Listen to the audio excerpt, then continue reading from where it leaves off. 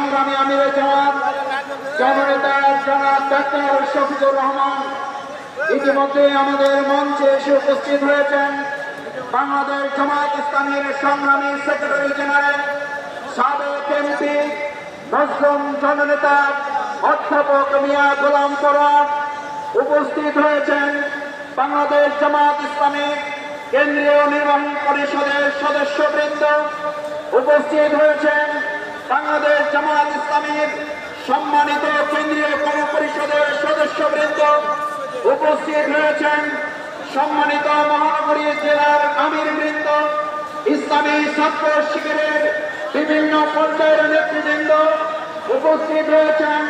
বিভিন্ন পর্যায়ের সম্মানিত শিক্ষাবিদ, সাহিত্যিক, বুদ্ধিজীবী, শহীদ পরিবারের সদস্যবৃন্দ উপস্থিত হয়েছেন।